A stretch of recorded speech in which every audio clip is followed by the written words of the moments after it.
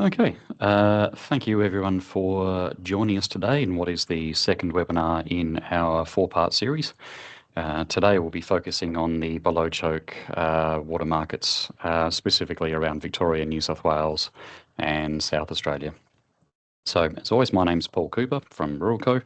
Joining us today is John Armstrong from our Mildura office, and also our special guest presenter Mark Bailey from the Northern Victorian Resource Manager to talk us through a Victorian outlook for next season there.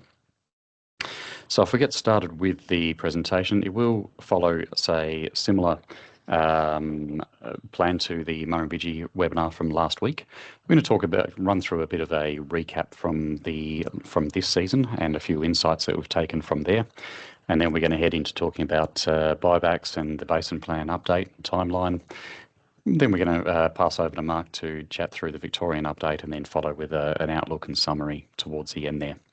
Any questions that you come up with during the presentation can be popped in the chat, and we'll have a Q&A session at the end of the presentation.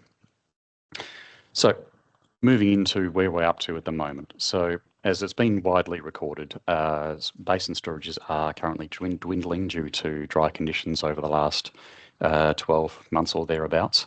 March obviously had a bit of an uptick of rain, although the indications around many growing areas is that that has actually dried out pretty well. So we often compare 2019-2020 season as probably one of the more concerning dry seasons in recent memory. We're tracking around about that, heading towards it, but we're not there yet. So MDVA storages, or southern MDV storages, are around 43% in comparison to about 51% this time last year. That is a little bit interesting because Hume Dam is within 1% or 2, very similar to where we were this time last year. Dartmouth is so that 12-13% lower, although Lake Victoria and Menindee Lakes are a little bit fuller than what they were last year, so that is helping to supplement supply in the lower below choke regions. But overall, the way things are looking like, we may be headed into conditions which indicate reduced inflows and increased demand over summer. So if we look at what's happened so far in the temporary markets this year, well, I think this chart does tell a few stories. First of all, we see along the line a few key notes where we have the Goulburn risk of spill that was declared relatively early in August, followed by the Victorian low risk of spill in October. You'll notice by the activity graphs there, you'll see the peaks in demand during the heading into the spring and summer demands. February was a bit of a increase as well there. April has dropped off after those rains in March, although it's highly likely that we may very well see a late surge over the next couple of months as people enact their carryover plans and so on. Looking through there as well, there was a few other things that did dictate a bit of demand. We'll talk about carryover in Victoria as we go along, but there was about 323 gigs of carryovers from last year into this year. There was a few IVT openings. We had around just over 99 gigs through the Barmah Choke, through the Goulburn IVT early in July, followed by 31 in October and around 14 gigs in December. The Barmah Choke opened was a little bit lower than the previous season. It was around about 38 gigs, so that still pushed some supply into there. And right at the moment, some of the concerns that we do look at is overuse in various states, particularly, well, all three states really. And the quarterly balancing regime through SA has not really taken much of an effect at the moment. And I think there's, you contribute a lot of that to some of the concerns through wine grape growing regions there. As far as things go though, that typically represents dry conditions where we see the pricing starting off reasonably high around about that 300-ish bracket, depending on which zone you're looking at, and then increasing over the summer months. Have seen a little bit of a dip over that March period, but it looks like it may be starting to move again. We look at the permanent entitlement markets over this year. Most pricing through high security or high reliability entitlements has been relatively stable, although one of the biggest drivers of the market has been the Commonwealth purchasing there. Pricing variations in that chart do vary a little bit, subject to whether the parcels were wet or dry, and of course more dry parcels coming through in the back half of the season there. But historically, and we've seen it again, we see an increased level of buyer activity as conditions do dry out and people do look for security through entitlement there. The exception to that is your general security and low reliability entitlements, which in some cases are sold to generate some revenue to support operations in dry times. But overall, that has remained relatively stable so far and underpinned again by government purchasing over the last 12 months or so. If we look into the future there, it does seem to be a bit more growth in some of the high security entitlements as buybacks continue, but that's something we will talk about as we go along. If we look at entitlement lease pricing, this tells us a couple of stories really. First of all, it speaks to the maturing nature of entitlement lease markets over the last 10 years, and as that graph goes back to the 16-17 season. Generally speaking, the lease pricing increases as dry conditions come through for high yielding entitlements. And the purple line there does tell a story in itself about Zone 7 low reliability and a little bit of general leases. They had an uptick in interest during those wet seasons through those 21, 22, 23 seasons there. The biggest challenge we may see in relation to entitlement leases is the impacts of Commonwealth purchases. Once the government has completed the required outcomes, we may very well see a decrease in potential lease sellers, as they may very well have sold to the government there. It's also being fueled by a diversification of buyers as well. Once upon a time, it was primarily the realm of corporate agriculture who may be looking at leases to support large volume requirements on an annual basis. We've seen probably an increase over the last 5 years or so of a variety of buyers, and that of course just fills in that increase in demand. If we look at where we are at the moment, if we start to think ahead to next year, sometimes it's good to look at what has happened in the past as far as current available water and what was unused heading into the previous year.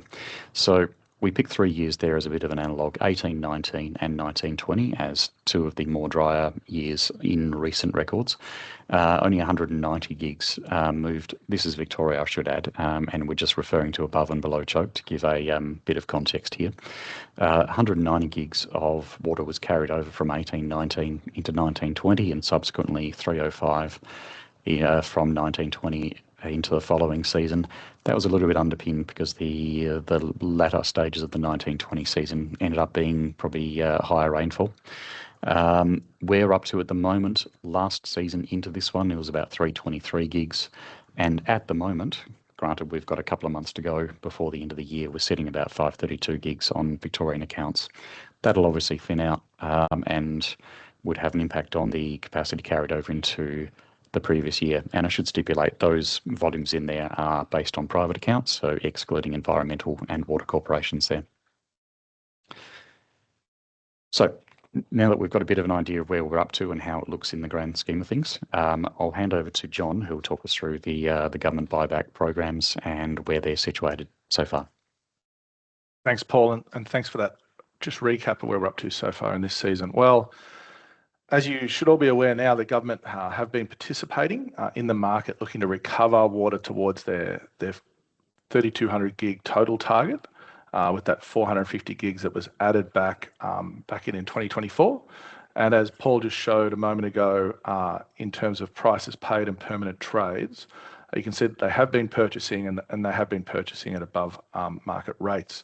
So everyone should be hopefully familiar with the little bar graph on the side of the screen there. That is the total water recovery targets. So obviously the 2,075 that was previously done, they've continued and added more, bridging the gap recovery to that. The Northern Basin Toolkit measures are still while they are sort of set in legislation and regulations, there is some discussion around them. The 605 SIDLAM, so that's the Sustainable Diversion Limit Adjustment Mechanism. That'll be what the Commonwealth have to do with that will be made more clear as the Murray-Darling Basin Authority does its review of where and reconciliation of where the basin plan is up to. And where the buybacks that the market has been talking about now for 2 years, they fall within that 450 gig for enhanced environmental outcomes. And the government have been participating in that space in a few different ways. In 2024, they came to market with their initial approach to market, which was in selected catchments and outside of irrigation corps to recover water through essentially an open tender process. And then they moved to, at the closure of that, they moved to EOI1 and EOI2. So EOI1 was remaining southern connected catchments that were excluded under the first approach to market. And EOI2 was for large portfolios of water of 20 gigs or greater. We have seen the government recover water across all three of those. What the department have published as of, their official numbers that they keep giving out are still the 31st of the 12th last year. They've said that they've recovered, and that's either registered or contracted 221 gig. So that's 163.8 registered, and that's on government licenses now. That's what that means. And there's probably, because of the time lag between this presentation and when these numbers were released, you would expect that number of registered to have increased. And 57.4 contracted. The minister has also said, and the department have confirmed this, that they expect to have 400 gig either registered on their license or contracted by the end of 2026 this year. So it's a fair little gap to make up this year. They're very confident they can do this. Expectation out there in the market is that a lot of this gap will be filled by EOI2 submissions. With that increase, greater than 100 gig now can be achieved there, that a fair amount of that volume will be made up from those bigger parcels in there. Thanks, Paul.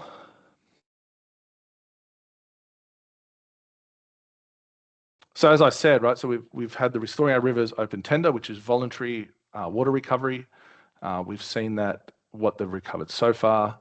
I've talked about that. Buybacks are likely to continue into the future because the government have to recover the 450, and as I said, as they reconcile the 605 SIDLAM, there's some decisions there for government of how they recover any shortfalls there. What we know, as of the 25th of Feb this year, under EOI1, 8 gigalitres had been agreed there, and 130.4 gigalitres had been agreed as at that same date for EOI2. So that's where a fair amount of water recovery has come from in that space. Thanks, Paul. AWEP, so the Aboriginal Water Entitlement Program, is the other program that the Commonwealth are running at the moment. We treat this differently to water buybacks because the water recovery, Restoring Our Rivers process is to recover water for environmental purposes. The Aboriginal Water Entitlement Program is designed to recover water for Indigenous use, and it's, as it says there, it's support cultural, economic, spiritual, and environmental outcomes. The difference is this water will remain in the consumptive pool. It won't be moved across to the government environmental licenses. These entitlements will stay within the consumptive pool for Indigenous bodies to determine themselves what they will use that water for, and that will be a mix of cultural watering programs, selling spare allocation to generate income for use within their communities, and to assist in environmental outcomes. And we've seen some of these happen already, where they've used cultural water to supplement some environmental watering to achieve outcomes that they'd like within the basin. And this program closes at the end of this year as well. To date, as of January, we have 16.5 gig recovered, and they've spent a bit over $60 million of their $100 million budget in this program. So that's AWEP, and that's continuing across the basin at the moment as well. Thanks, Paul. So implications. What do these buybacks mean across the basin, and particularly as we're talking today across the Southern Basin? And what the buybacks and water recovery has, that it has an impact on water availability. It has an impact, obviously, because of that availability or on changes to it, on water markets and not just valuation of permanent entitlement, but impacts on allocation pricing and impacts on carryover and forward pricing as well. And this at the same time as the government recovery is happening, we are seeing an increase in fixed water demand, particularly from permanent plantings below the choke. This is something we've been talking about for a few years now, but now that we are seeing the two meet, we're definitely starting to see these impacts on this. So if we'll just have the next one. Thanks, Paul. So this is a chart that we've presented previously, looking at demand for permanent plantings below the choke. And this is just below the choke, but across New South Wales, Victoria and SA. And what we've seen, and this is up to 2028 area and what's going to mature. And in fact, we know, those of us in the industry know that there are some adjustments to this, as we've seen, particularly wine grapes struggle last year and then especially this year. The expectation is we'll see a reduction in wine grape plantings, but we continue to see an increase in almond and pistachio plantings across the Southern Basin. And we know that as these plantings reach maturity, their water demand increases. So the increase from 2003 to 2024 was about 42% in terms of total plantings below the choke, from 95,000 to 135,000 hectares. And in 2024, 46% of these permanent plantings were irrigated in Victoria, 37% in South Australia and 17% in New South Wales. So we can see from there, it really is Victoria that has the bulk demand in terms of allocation. I think we see that reflected. If you looked earlier when Paul presented the allocation pricing for this year and the volumes of trade, you would have noticed that Victoria is significantly higher in terms of allocation trade than New South Wales or SA. And that is, very much linked to the fact that it bears the lion's share of permanent planting development. So the demand is greater in Victoria. Obviously, as I said, almonds have increased, pistachios have increased, and the expectation in industry is that we'll start to see wine grapes especially, just as that industry goes through this difficult phase, we will have to see it adjust. And we're seeing that already locally on the ground with growers deciding to turn off wine grapes. Thanks, Paul. So what does this mean? We've talked about what the government's already recovered and what they're planning to recover further. So what does this mean in terms of available allocations, especially going forward? So in this table here, we've presented previously as well, and it gives a very good overview of what we would expect to see. So we've got a wet, average and dry year. And our dry year is synonymous more closely with that 2019-20 years we've talked about. And this chart shows if there's 200 gigalitres of water recovery below the choke. So this isn't across the whole basin, this is just 200 gigalitres of recovery that has come from below choke entitlement on issue. So in a wet year, as would be expected because demand is lower and supply is higher, there would be a surplus of available allocation for permanent plantings in that year. What we would expect to see in an average year, if there is this 200 gigalitres of further recovery, is that there would even be a shortfall in that year of available allocation. This is when you take into account what carryover is coming in average in that year, what intervalley transfers on average would come into that valley in that year. And we take off the allocations not available to permanent plantings. That is, your towns, your critical needs, those sorts of things. And the impact isn't just, and then we look at dry, So in a dry year, so like a 2019-20, potentially up to 500 gigalitres of shortfall in supply of allocation for permanent plantings below the choke. Now that doesn't take into account any then downsizing in demand in that period or between now and that period as the market reacts. The other thing to think about too, so we're talking just on this slide about available allocations and adding in carryover, and we've reduced the amount of carryover there, as you can see, into the dry year. The other thing to take into account, I think that's important to remember, is as the government continues with its buyback program, you look at the different types of licenses it's been buying and recovering, and based on what they've published so far as having recovered, it's looking like that there is, just this year at the moment, currently with what the Commonwealth have published, they've recovered, there is about 80 gig less supply and carryover space below the choke, for example, based on licenses the government have said that they've recovered. So that, and we are seeing that, seeing the carryover market respond to that less availability of supply in that. And obviously we've said dry and extreme dry, that total availability would be considered to be significantly worse.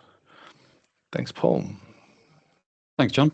Okay, so now that we've covered off buybacks and the potential implications of, we'll bring in Mark Bailey now from the Northern Victorian Resource Manager to talk through the GMW seasonal outlook. Over to you, Mark. Thanks very much, Paul. Good morning, everyone. Thanks to Ruralco Water for inviting me along today and to speak to everyone. Could we just go to the next slide, please, Paul? So the purpose of this slide is to give the viewers an indication of how the year has been going in terms of the water going into the major storages across northern Victoria and in parts of New South Wales with Hume there. It refers to it's actually the water year to date, which started on the 1st of July. So the numbers themselves are what they are, but you can see that in some of our western areas of northern Victoria, the volumes have been quite small. And if you look at that as a percentage of the long-term average, the numbers vary quite significantly, with Dartmouth not being at 100%, and clearly no one's been at 100% this year, just like we had in the 24-25 water year. But in some parts, we've seen very low inflows, particularly in our smaller systems like the Campaspe and the Loddon systems. The other number that I'll draw your attention to, which is the final column on the right there, which is the probability of exceedance. So the larger the number, it's indicating how dry that is. So a large number like 90% is saying we're under quite dry conditions. And in looking at those numbers, they're all relatively consistent. Dartmouth stands out as a bit of an outlier. But across northern Victoria, we're running in a scenario which would be very close to our what we call our dry scenario. And I'll go through that a little bit further in one of the outlook tables. So if we just go to the next slide, please. The next three slides look at Hume, Dartmouth and Eildon and present you present the monthly inflows that we have been receiving against what we would expect under those scenarios that we describe in the outlooks that GMW presents as the resource manager. And here we're comparing 25-26 with the previous year's inflows. And by and large, we're doing a little bit better at Hume, but it's still not great. We're very consistent with that dry. The purple columns that you can see there were what happened the year before. So we're coming on the back of a couple of years now of really dry conditions. And that bears out the slide that we saw earlier with storage levels falling across the Murray-Darling Basin, but also across northern Victoria. And it's been repeated in a couple of the other storages. So if we just go to the next slide. Hume is doing a bit better.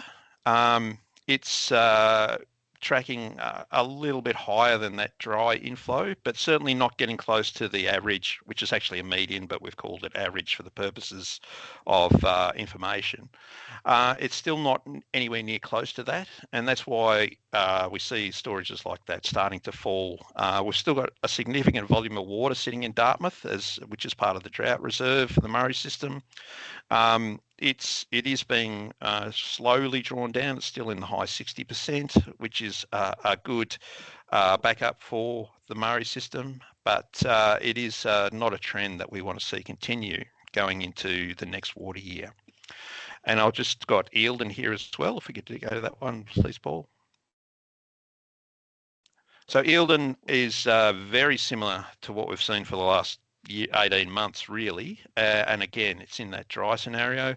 The reason I got Eildon here is because of its influence in the trading markets. I know there are a lot of people do look to use the intervalley trade when it's available. So just giving an indication of what the allocation process may be going forward. And I will speak about the golden allocation as we go through as well. If we just go to the next slide, please, Paul. I'm sure everybody has been looking at these graphs coming out from the Bureau and other authorities across the last few months. Unfortunately, it's still not the colours that I would like to see as a water resources manager, with those patches of brown in northern Victoria and particularly in the northeast. Having said that, there has been a little bit of improvement, but it's all relative. So we're still looking at likelihood of below median rainfall for the next 3 months.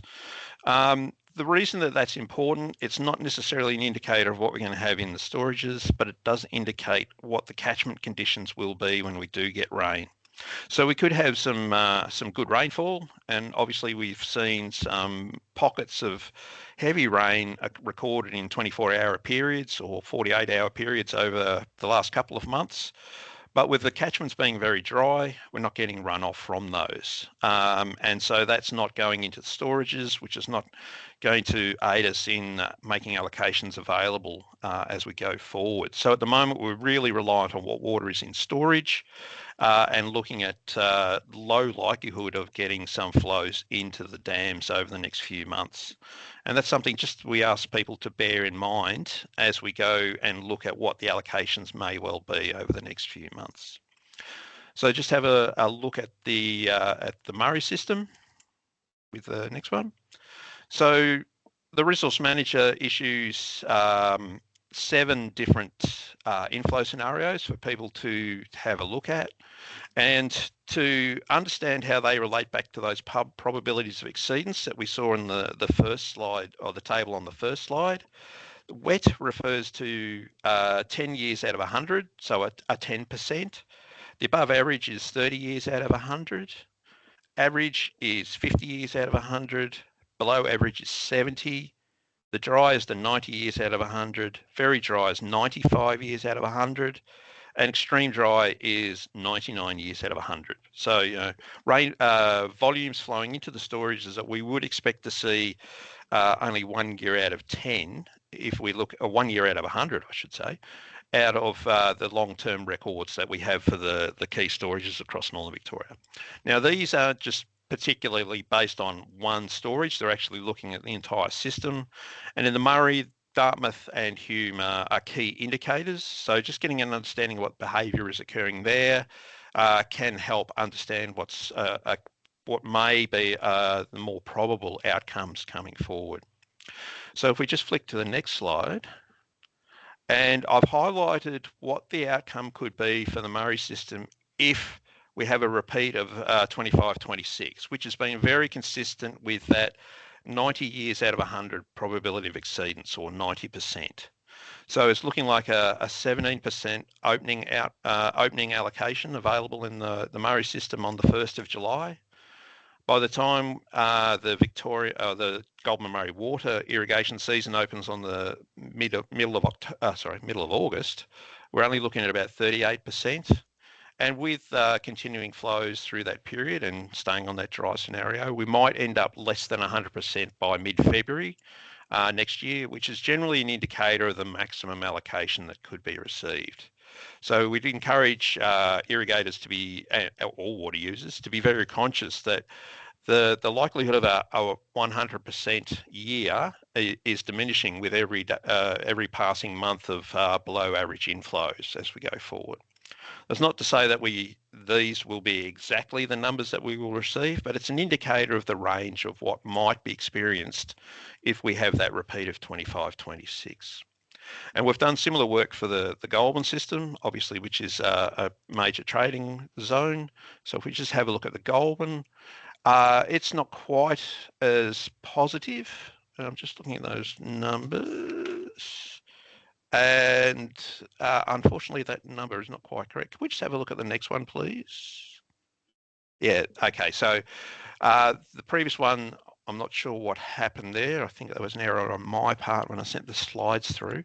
But the numbers on this slide are correct. And again, I've highlighted that 90 percentile, which is the dry scenario. And the outcome is not as favourable as the Murray. And that's really due to the availability of Dartmouth, which has only been drawn down by about a third this water year compared to the likes of Hume, which goes down quite low each year. In Lake Eildon, it's currently down around about 42%. We also rely on flows that we can harvest at Goulburn Weir across to Waranga Basin. Waranga Basin is a bit of a balancing storage, so it goes up and down significantly. So we look at the inflows to Goulburn Weir. Within those, if we continue with that 90th percentile, zero opening allocation and only 15% in mid-August, but only finishing up at around about that 44, sort of mid-40s allocation by mid-February next year. So it's a pretty poor outlook if we have that repeat of that year. Obviously, things can change, and the Bureau indications are only one thing that people should factor in. But for people in the Goulburn system or relying on trade out of the Goulburn system, the availability allocation could be much lower, and it's down towards numbers that we haven't seen since the Millennium Drought. Taking into account the tinderbox drought, the Goulburn had a lowest allocation in that period of 80%. So we're looking at about half of what that could be. But we still have to wait and see what's going to happen. In terms of the next slide, please. Risk of spill is something that comes into people's mind as well for those who have got good holdings or looking to top up carryover. And in the Murray system, because we look to Lake Hume, it's the indicator for risk within the Murray system. Because Hume is quite responsive in terms of when we do get inflows, it's still looking at about 35%, much lower than it was this time last year, I think. In the Goulburn system, there's a pretty low risk of spill. We can't guarantee it at the moment, but I would be looking, or unless there's a significant change in the weather, which hasn't been indicated, we're likely to see a fairly early declaration on risk of spill in the Goulburn system. The Campaspe system has got much smaller volumes associated with it. And again, it's a bit like Hume in that it can react fairly quickly, but it's down around about 30% in storage at the moment as well. So the expected risks of spill are lower compared to this time last year. So we just jump on to next slide. In terms of some of the operational considerations, downstream of Barmer, from a river operator perspective, we work pretty closely at Goulburn Murray Water with the Murray-Darling Basin Authority and the other agencies across the southern Murray-Darling Basin. We're expecting peak demand to emerge between December and March as usual. There is always a risk of a delivery shortfall through that period. It's something that all of the states work closely together with the authority. The authority puts out messages in its weekly report, which is available from the MDBA website. It's something that we can't really predict what will happen. We know that the risk has increased a bit, but potentially looking to lower allocation availability in 26-27, there may be a reduction in the risk that's been there. The real decider will be a short, sharp heat wave where people need to irrigate quickly. That's one of the things that we've managed to work through in recent years, but the risk is always there.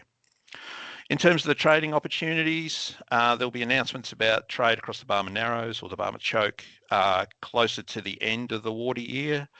There won't be any changes to the Goulburn trading rules, intervalley trading rules, so availability will be made up front early in July for a volume of around about that 120, 140 gigalitres, and then there'll be follow-ups in mid-October and early December.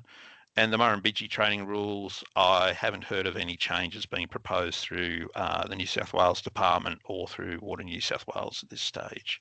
So they're the key things that people can look to for the operations. If we have a look at the final slide from me today, this is more of a Goulburn Murray water perspective that feeds into some of the resource manager aspects. We're not anticipating any changes to system operations. So for people in Zone 7, so Turrumbary and diverters in that space, the rivers will be operating as usual and the GMID will be operational as usual as well. We're not anticipating that there'll be any need to close any channels or anything along those lines, which has happened when we were in the worst of the millennium drought. We're certainly not quite at that point yet. However, we will be doing water conservation actions, whatever they may be, and that may be if there's a channel that's not anticipating any irrigation, it may be run lower. We're not anticipating the rivers will be running lower, but we will look to match river flows with possible demand. And the real thing I just want to repeat is that the rainfall is an indicator. It's not necessarily the determinant on what's going to happen, but continued low rainfall means low inflows, and low inflows translates into lower allocations. So there'll be information coming out regularly as per usual from the resource manager with the announcements on the 1st and the 15th of each month, and risk of spill updates coming through on the 10th of each month as per usual. And I'll hand back to you, Paul, at that point. Thank you, Mark. Appreciate your time and insights that you've shared with us today. We may have some questions in the chat for you once we finish the last segment here, and we'll see what pops up. So now that we've accumulated a bit of information there, what does it all mean as far as an indicative opening allocation outlook? And we've compared the entitlements that are likely to yield some allocation early in the season there. So the headlines there is South Australia, based on the forecast, has a projected minimum opening, as they refer to it, as 62%. In the past, when they have had a lower than 100% opening, the last one was into the 1920 season or thereabouts, there was a bit of an improvement between that first opening projected allocation in the April update through to what actually happened in 1st of July. But if we look at what's in front of us at the moment, they're talking minimum 62%, which equates to around 377 gigs of actual new season allocation. Similarly, if we took Mark's comments on face value as far as the dry scenario there for Vic Murray High, that's a potential starting around about 17%, which equates to about 162 gigs. And New South Wales Murray has confirmed that High Security will open with its full expected allocation of 97%, which equates to about 162 gigs. So sometimes perception is a wonderful thing. If we think about New South Wales, we think 97%, and we think, well, that's okay. But how it actually looks in as far as a total volume of available water is probably more of an interesting scenario to look at. So looking at the graph there, 162 for 7 high, obviously nothing for 7 low. 162 that's not a typo, we checked, it just happens to be the same number for New South Wales High. Nothing on general, and that 377 for SA works out to be about 701 gigalitres as an opening availability there. Then we pop in the available water from carryover, which is all yet to be determined, but based on last year was about 380 gigs or thereabouts, maybe a bit more, but we'll see what happens over the next couple of months. We'll have that choke space, that Goulburn IVT capacity there as well. And if the Murrumbidgee IVT remains in the current direction, there has the potential to avail ourselves some allocation from the Murrumbidgee. So even if we just looked at potential carryover plus new season allocation, as we see on the graph there, that brings us to around about 1,000 gig or so of available allocation early in the season there, which is in line with the dry scenario that John was talking about in the potential availability or shortfall graph a little bit earlier. What does this all mean? Well, if we looked at the alternatives, if you were an irrigator that required or wanted to have a significant amount of their holdings or their requirements available through allocation and carryover early in the season, it gives you something to think about. And whether it is, is it a season, if things play out the way it looks at the moment, is it a season where you can just rely on allocation through entitlement? Probably not in a lot of cases there. So that leads to the next question as far as what other options do you look to, whether it's buying up allocation into this season and securing carryover space, negotiating a forward allocation agreement, or looking at those entitlement leases that we touched on a bit earlier there. So what does it all mean? Well, lower supply equals higher prices, pretty much, which increases the seasonal volatility with low allocations. Risk of spill on the upside is likely to be lower than previous years, as Mark touched on there. And that, of course, opens up opportunities for people's consideration as far as high reliability carryover. IVT encumbrances will play a part if we have the Murrumbidgee IVT remain in the direction that it has. It will open up a source of allocation, and the other IVT balances as far as the Barmer Choke and the Goulburn IVT will become available in the next coming months there. Water recovery initiatives, of course, as John covered earlier, will make a difference to the overall consumptive pool as we go along as well. So the questions which I'm sure many people are asking, what are the demands and what's your entitlement coverage, and how could buybacks and water recovery initiatives broadly impact your water requirements and also impact markets in general? So we'll head over to the questions section there at the moment. We've had a couple of questions asked as we've been going along. So first one, John, I'll hand over to you. So what we're talking about the permanent planting demand below choke. So we mentioned wine grapes as a potential decreasing demand due to the issues in their industry at the moment. If you hazard a guess, what percentage decrease in hectares in wine grapes would you estimate, would you say, from this year into next year and indeed beyond? I think it's hard to estimate at the moment. There's still, I think, growers who are at that decision point of deciding whether they continue or not. We have seen redevelopment continue around Sunraysia, especially where some growers have pulled out varieties that aren't doing well to try and plant others in the hope that will allow them to continue. So I think it's a good one to keep an eye on what the industry is saying over the next couple of months. I think we'll get a good indication from industry over the next, 3 months of what they expect to come out of production. I think they're probably best in that place.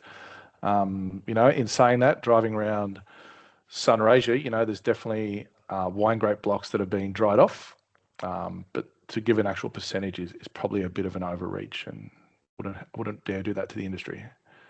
That's okay. Another question come in, Mark. I'll send this over to you. Has any modelling been done? So we talked about the dry scenarios, potential for the Murray and the Goulburn systems. Has any modelling been done, or are you able to provide any commentary on what allocations into the 27-28 water year could look like? I think that's dusting off the crystal ball, maybe? Yes, it is. However, if we do have that sort of scenario where we have less than 100%, it's likely to be very low. Would be the broad categorisation, if I can say that. A continued 90% would mean that we wouldn't get to that 100% in the Goulburn and the Murray systems. Once we reach that 100%, we start to put water aside for the following year, working on that 2-year planning horizon. Looking at that and not having any water come in, it means that any allocations to be made available would be reliant on inflows that are received after the 1st of April, which is the final date that allocations are made for both systems in Victoria. If it's still dry, that means we could be seeing some very low allocations in that year. The other thing that would come into consideration is the early reserve that applies in both systems, which is for the operation of the irrigation districts in both Goulburn Murray Water and Lower Murray Water. If we get to the 70-odd% in the Murray system, that's good. We've secured all that's needed for the Murray systems. However, the 44% in the Goulburn system would mean that we hadn't quite set aside all of the water that was needed for the Goulburn systems. Not so much relevant for Zone 7, obviously, that we're focused on today, but it would mean that customers would be looking at a particularly tough year. And that's one thing that we do encourage everyone to look at is, as soon as we start a new water year, consider what could be possible in the following year. And there'll be a bit more insight available for that once we put out the next range of allocations that come through. Excellent. Thank you, Mark. Next question is for John. Menindee Lakes is approximately about 100 gigs away from potentially heading into New South Wales control. What effects could that have on supply and indeed markets into next season? Yeah, for sure. And, people may have seen the announcement in the media over the last week that the 250 gig trigger of usable water still left in Menindee Lakes has been reached, which has meant some real changes have come into place for the Northern Basin. But once we see that last 100 gigs in Menindee, if there is no top up with any flows in the river, so we get to that 480 gig, obviously the lakes, come out of the shared resource and go to Water New South Wales Management. And what we'll see there is a few things that would mean that their MDBA can't use water stored there to meet South Australian demands, like particularly those demands downstream of the Darling. While they still have water stored in Menindee and Lake Victoria, they can use that to satisfy SA demands and maintain supply in Hume for other parts of the river system. Once that Menindee system comes out of the shared resource, MDBA is wholly reliant on Hume and Dartmouth to meet South Australian demands.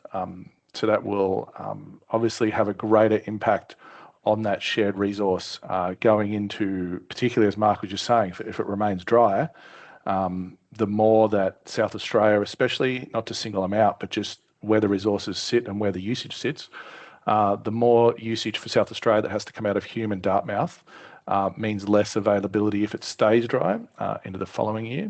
It also means that once it hits that 480 trigger, the IVT barrier in and out of that Zone 14 Low Darling, not that there's a lot of irrigation or users left there, but just that market is then cut off to a certain extent from the rest of the basin in terms of being able to get water when needed or close just within that space.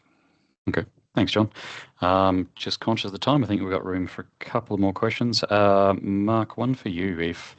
If the conditions remain dry and there is a delivery shortfall, what's the trigger for implementing some rationing of supply, and how would that be? What the process would be to be notified of that? That would be the indications of what would be the risk there would be coming from the MDBA as the operators of the River Murray. That is then translated to Victoria, New South Wales, and potentially South Australia. It depends on circumstances and, again, if Lake Victoria is at a reasonable level or not. From there, it then goes to Goulburn Murray Water as the resource manager for Northern Victoria, and we work with both the State Department of Environment, Energy and Climate Action, or DECA, plus Goulburn Murray Water and Lower Murray Water to potentially apply a ration on extraction of water. So that would be modelled by Goulburn Murray Water, and then that would be applied to the level of take that's occurring in accordance with the place of take legislation and place of take ordinances that are now in place for customers. That would apply equally to diverters taking directly from the river and irrigators within the irrigation districts. Okay, thanks, Mark. And another question's just come in. The 26-27 indicative opening allocation outlook chart was based on entitlements on issue. Any ideas on the availability within the reduced consumptive pool from the Commonwealth buybacks to date? John, we can pass it over to you if you want to. Thanks, Paul. Give that a go. So I think what we'll do with that one is we might take that one on notice. We can look at what the Commonwealth have purchased What we'll do there is we will do a quick analysis of what entitlement is owned by the Commonwealth, remove that from the calculation. And what we'll do is we'll include that in next week's Southern Basin newsletter that goes out to subscribers. So if you look in that, next week we'll put a little, just to answer that question, rather than try and do it in my head off the fly, we'll get our analysts to do some proper just work on that and include it in that so that everyone can see that. Yeah, absolutely. So thanks, Zach, for the question. We'll provide the information in due course. I think that's pretty much covers things for today. Thank you everyone for attending, and I hope we've found some interesting either information or insights. Again, Mark, thank you for your time and information and insights as well. And the next webinar is next week, focusing on the Goulburn system there, which I believe, Mark, you'll be joining us for that one as well. It will be one of my colleagues, Andrew Shields, yes. who I work very closely with on these. Unfortunately, I'm not available on that day due to another meeting. But similar sort of information, very much focused on the Goulburn system. But yeah, thank you very much for the opportunity. No sorry, just before I go, Paul, I noticed Marianne as well, just about the Barmer choke trade, and that's really a back trade opportunity, Marianne. So depending on if water has been traded from zone 7 up into zone 6, which it can occur as people plan carryover or potentially parking, that opens up the availability to trade back downstream. So that will be determined on the basis of trades seen from Victoria and New South Wales. Excellent. Thanks, Mark. One last little one. Sally, you got in just in time. Can we share your insights into opening price per meg for allocation trade? This is always a bit of fun. Mark, you're welcome to join. Otherwise, we'll. I'll let the market managers have a go on that one. That's okay. John, any thoughts on that front? My thoughts. I think more than buyer once and less than seller once, I think is always a fair assumption to start the season. But to be a little bit more serious about it, I think keep a close eye on what forward and carryover pricing is happening as we get towards the end of the season. So there's plenty of that happening at the moment. But if you look and talk to your local Ruralco water broker about it later in the season, particularly late May, early June, that's a really strong indicator of what that opening allocation will be. As carryover and forward pricing starts to balance out, that's generally a good indicator of what that opening allocation price would be. Given the outlook and given what people are purchasing carryover space for at the moment and allocation, right now you would say the expectation for opening allocation price would be north of $400 a meg in those below choke markets. But just, keep an eye on what happens over the next 6 weeks, and that'll really give a good indication of what that opening allocation price could potentially be. Thank you, John. That's very similar to my thoughts as well. So there we are, covered that off. All right, that's all for today. Thank you again for everyone for joining us, and we'll look forward to seeing you all on the next webinar. Thanks very much. Have a good day. Bye, everyone.